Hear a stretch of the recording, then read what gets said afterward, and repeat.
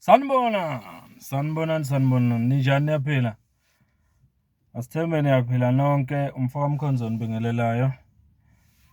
Sibonga kakhulu ngokuthi nibe khona la ukusupporta le channel, ngiyanibonga kakhulu. Ngicela nje ukwamukela wonke ama-new subscribers ku-YouTube nawo wonke ama-new followers ku-TikTok. Ngiyabonga kakhulu guys. Bese nje ngibonga nawo wonke ama-viewers nabo bonke nje ababukela ama-video wami nakuba bengaka-subscribe bengaka-follow, ngiyacela ukuthi ba-follow le channel ku-TikTok baphinde ba-subscribe la ku-YouTube. Thank you so much. Ngithi ake ngiqale nje ngokudlulisa nami ilokotho ezinhle ku-President u-MK Party ubaba President Zuma.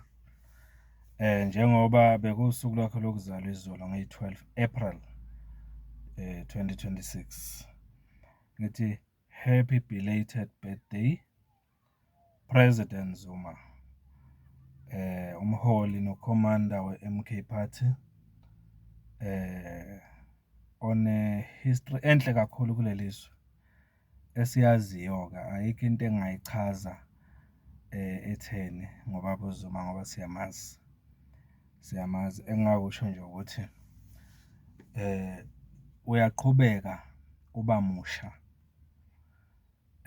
Besilindele ukuthi eminyakeni ewu-84 ngabe usuhamba ngenduku, ubambe induku, kodwa cha, ngendlela afit ngayo, ngendlela active ngayo, uhlula even thina abantu abasha, endlela anamandla ngayo.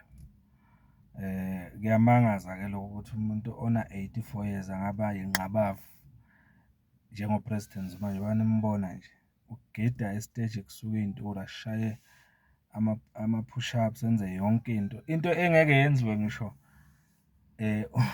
abanye bethu. So kuyakutshela lokho ukuthi he's not just a person, he's not just anybody. Kukhona into ehlukile ne-unique ngaye, kukhona into e-peculiar ngaye uPresident Zuma. Kodwa-ke ngicabanga ukuthi lokho konke siyakubona ngoba open futhi kubonakala konke umuntu nendlela nje adlala ngayo ipolitiki yase-South Africa. Iyakutshela ukuthi lona kahle kahle uCristiano Ronaldo wepolitiki yase-South Africa. Singasho sithi uLionel Messi wepolitiki yase-South Africa. Uhlukile nje, ukhethekile ubaba President Zuma. Ingakho-ke ngithi happy belated birthday kumholi wethu. Buka indlela nje enze ngayo recently, wavele walida ama-officials akhe ekutheni bathathe isinqumo sokuthi bakhethe u-SG osemusha, uComrade uSibonelo Nomvalo, ukuthi abamnike le ntamo zokuthi abe u-SG we-MK Party arane nayo. Buka uComrade Nomvalo ugijima nayo kahle kanjani i-MK Party njengamanje.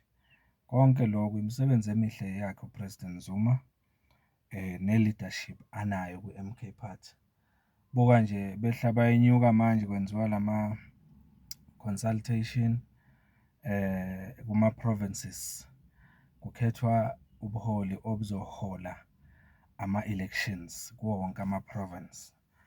Kuwo wonke ama-province, ngiyakuphindela ngoba i-MK Party ifuna ukulingenela kuwo wonke ama-province ukhetho.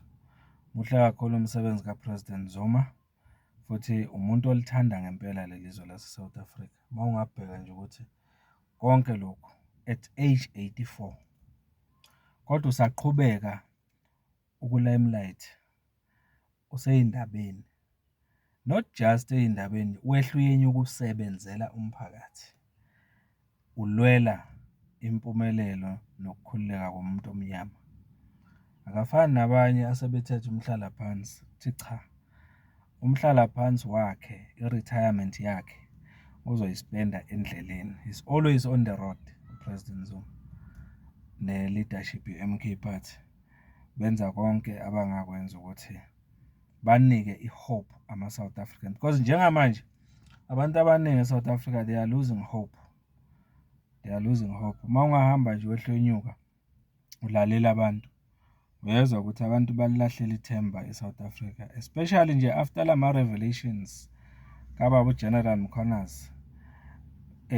Ikakhulukazi uma ungabheka iningi labantu abavelayo lapha kuMadlanga Commission nakade Committee, okungama-officials, ama-parliamentarians, abanye abantu abaphezulu ey'khundleni ebesibethemba abanye babo, nesikholelwa ukuthi bayasebenza kanti bazisebenzela bona nezisu zabo. Lokho kuyalilahla-ke ithemba. UPresident Zuma-ke ubuyisa lelo themba eselilahlekela abantu, ulibuyisa manje ngomkhonto wesizwe phansi. Into enhle kakhulu, kufanele siyincome ngomongameli wethu uPresident Zuma ukuthi esikhathini lesi esinzima kangaka esiphila kuso njengamanje, la sidinga khona ithemba nokukhuthazwa, ukhona usinika ithemba. His presence nje, lokuthi abe khona, kuyasinika ithemba lokuthi leli zwe leli lisengaba ngcono kulento eliyilona manje. Ngiyobe ngilo ngikushilo nje, ngithi mina ngiyakholelwa ukuthi lezi zinto ey'loy'vela manje ezenzakalayo kuhulumeni wethu, ukuthi kuyagangwa kwenziwani, ngiyobe ngilo ngisho mina ngithi ngiyakholelwa kakhulu ukuthi uPresident Zuma has a big role to play, has a big role ayidlalile uma ngayibeka kanjalo, ukuthi sikubone konke lokho okwenzakalayo behind the scene. Asazi, mina ngiyakholelwa kodwa ukuthi udlala indima enkulu ukuthi sikubone lokho okwenzakalayo, lama-revelation lawa siwabona. Ngiyakukholelwa lokho, and ngisho futhi ukuthi ngelinye ilanga amazwi ami ayobonakala ukuthi beyiqiniso, because uyena muntu engikholelwa ukuthi ulithanda ngempela leli zwe, kodwa uvezwa njengomuntu olizonda kakhulu leli zwe. Ubaba wethu uPresident Zuma wenza umsebenzi omuhle kakhulu. So le video nje le especially iqondene nje naye ngqo as upresident we-MK Party, ngingasho nje the people's president, ngoba vele upresident wabanye even abangekho ku-MK Party, abakholelwayo kuye nakuba bengekho ku-MK Party, kodwa amagalelo akhe bayawazisa kakhulu. So sithi happy belated birthday President Zuma. Khula uye phambili, ukhule, ukhulise neSouth Africa, uyinike ihope, njengoba manje sisezweni eli-hopeless ngale ndlela. Siyabonga kakhulu, yiloko nje bafethu, akukho okuningi.